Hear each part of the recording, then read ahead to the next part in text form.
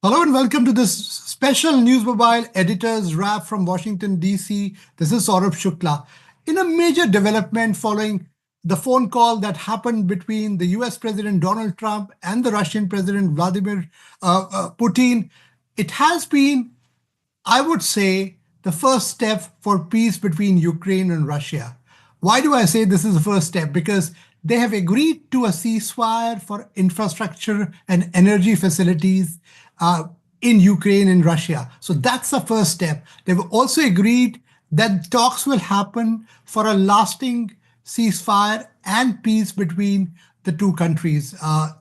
During the conversation, which lasted close to 2 hours, in a statement that White House has released, they have said that both sides want peace and this conflict shouldn't have happened at all.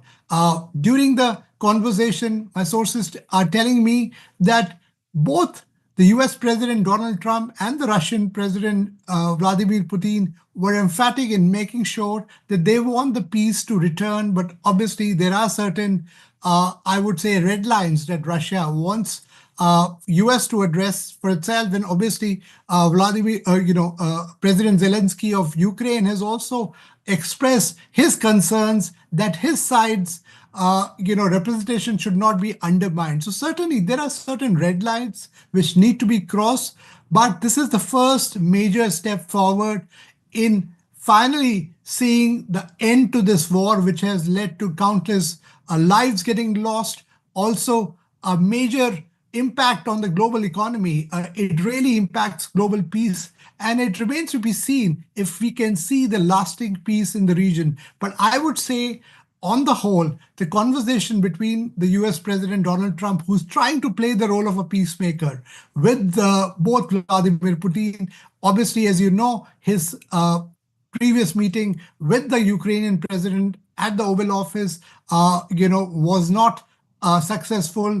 President Zelensky virtually was asked to leave the White House, but following that, the American negotiator did a deft diplomatic move and got him around to agree to a ceasefire.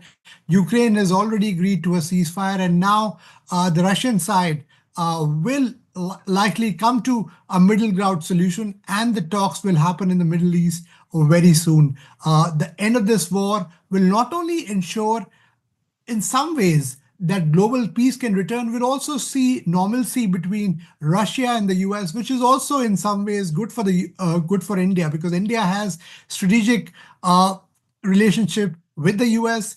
Prime Minister Modi has a very, very strong partnership with the US President Donald Trump. He also has that relationship with the Russian President, Vladimir Putin. And India has been buying Russian oil and has economic relationship with Russia. So certainly a rapprochement of sorts, which has been talked about.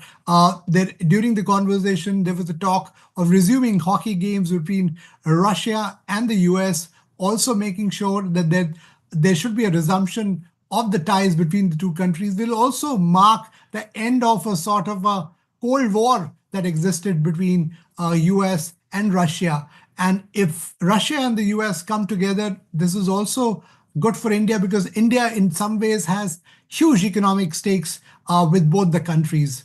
Stay tuned to our continuing coverage, and also stay tuned to NewsMobile's coverage from Washington, D.C.